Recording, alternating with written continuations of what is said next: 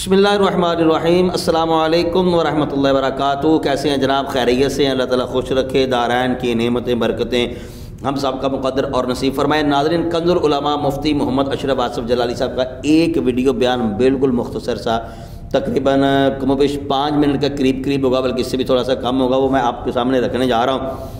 शर्त यह है कि आपने पूरे सुनना है। अगर आपको इसका लुत्फ़ ना आए ना, फिर जो आपके जी में आए वो मुझे कह देना।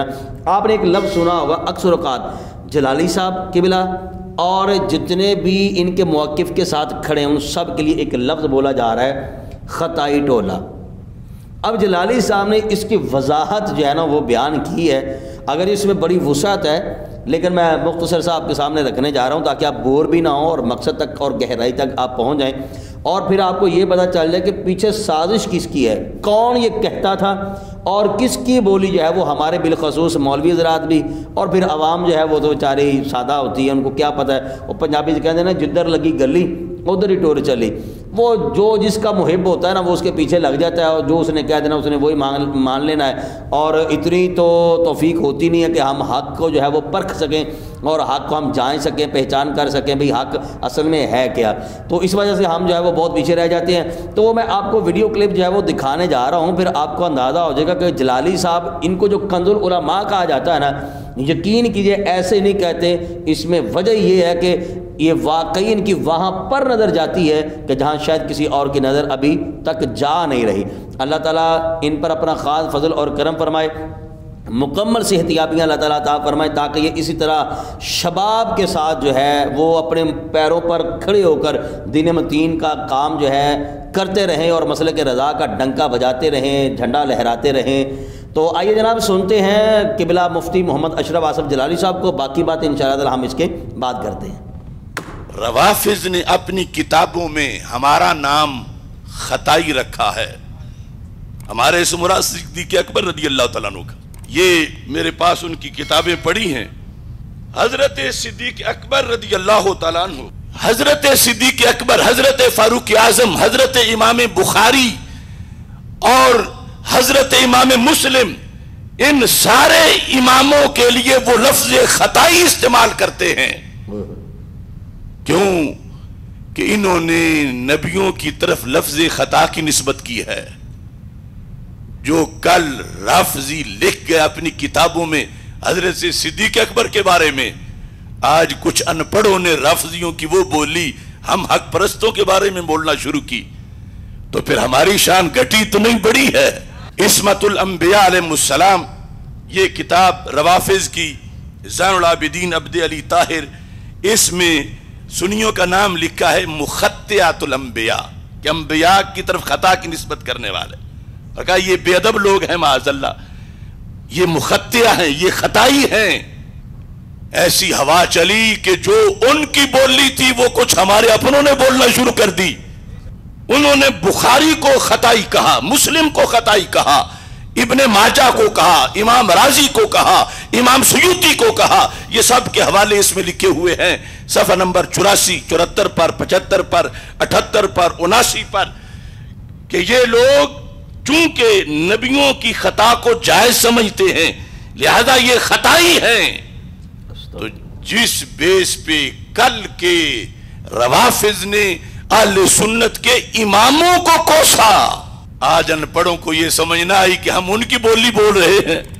उन्होंने तो बोलनी थी। वो जब हजरत सिद्दीक़ अकबर के खिलाफ बोलते हैं, मैं और तुम, हम किस खेत की मूली है कि हमारे खिलाफ नहीं बोलेंगे। और हमें यह पसंद भी नहीं कि उन्हें तो गाली दें, हमें ना दें, लेकिन सोचना उनको चाहिए कि जो अपना मसलक छोड़ के गैरों की हड्डियां चूसते फिर रहे हैं, कि अपने मसलक पे कायम रहो। अब इमाम आज़म अबू हनीफा को रवाफिज खताई कहते हैं कि उन्होंने कहा कि अंबिया अलैहिस्सलाम की निस्बत की तरफ खताया की निस्बत हो सकती है। अब इमाम साहब को मजबूरी कुरान की है, कि कुरान में है अन यग़फ़िर ली ख़तीयती। इमाम साहब को मजबूरी हदीस की, अभी मैं वो पढ़ूंगा। और वो जो हैं रवाफिज, उन्हें ना कुरान की मजबूरी है, उन्हें ना हदीस की मजबूरी है। हमारे इमाम को भी मजबूरी है, हमें भी मजबूरी है। तो जो मैंने فقہ اکبر سے عقیدہ امام اعظم ابو حنیفہ کا پڑھ کے تمہیں سنایا، جس کے مطابق ہم سنی ہیں، اور ہماری اس بیان پر اعتراض کرنے والے رافضی قرار پاتے ہیں، اس کی دلیل میں نے اپنی طرف سے آج صدیوں بعد کہ امام صاحب نے اس کے پیش نظر کہا کہ جب قرآن میں یغفر علی خطیئتی آیا ہے تو امام صاحب کیسے کہہ سکتے تھے کہ ان سے خطا کا صدور ہو ہی نہیں سکتا؟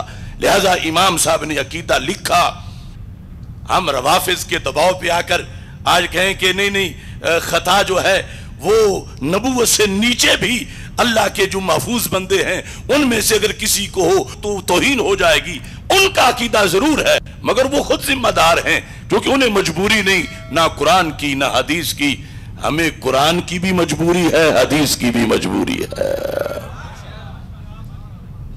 فَيَذْكُرُ خَطِيئَتَهُ خَطِيئَتَهُ، اس بیس پہ روافض نے کہا بخاری خطائی ہے، انہیں تو حیا نہیں کسی کی کہ یہ حدیث کیوں ذکر کی، وہ کہتے ہیں گھڑ کے ذکر کی، وہ کہہ لیں لیکن میں اور تو نہیں کہہ سکتے کہ گھڑ کے ذکر کی، انہوں نے جانا ہے جہنم میں، ہم نے اسی بخاری کے ہاتھ پہ جانا ہے جنت میں۔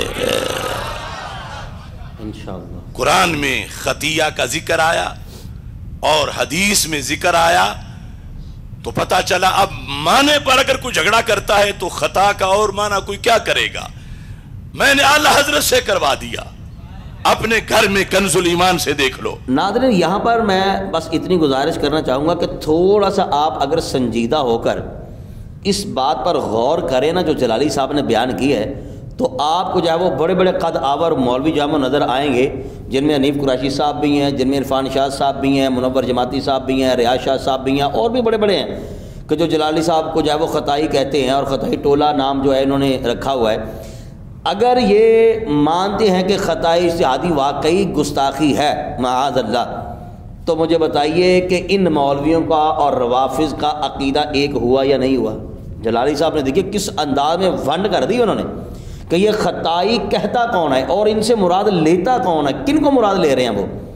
اب آپ یہاں پر اندازہ لگائیے گا۔ اچھا میں یہاں پر ایک سمپل سی ایک بات کر کے ہم اپنی بات کو جو ہے وہ مکمل کرتے ہیں کہ انہی سے پوچھ لیا جائے، حنیف قریشی صاحب بالخصوص آج جو ہے وہ بڑا جو ہے وہ اچھلتے ہوئے نظر آ رہے ہیں، اور میدان میں مناظرہ میں تو خیر وہ کبھی آئے نہیں ہیں، جلالی صاحب جب چیلنج وغیرہ کر رہے تھے تب بھی نہیں یہ میدان مناظرہ میں آئے۔ انہی سے پوچھ لیں کہ اہل سنت و جماعت کے نزدیک خطائی اجتہادی ہے کیا؟ اگر تو یہ کہتے ہیں کہ جناب گستاخی ہے تو اس کا مطلب یہ نکلا کہ ان کا اور روافض کا عقیدہ نظریہ ایک ہو گیا۔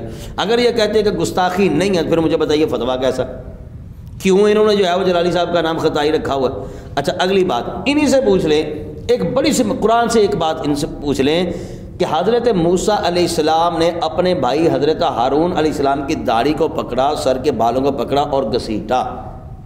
اب ان سے پوچھ لیں کہ کیا اس معاملے میں حضرت موسیٰ علیہ السلام کو معاذ اللہ کیا گناہ گار کہا جائے گا یا حضرت موسیٰ کیا کہا جائے گا؟ انہی سے پوچھ لیں۔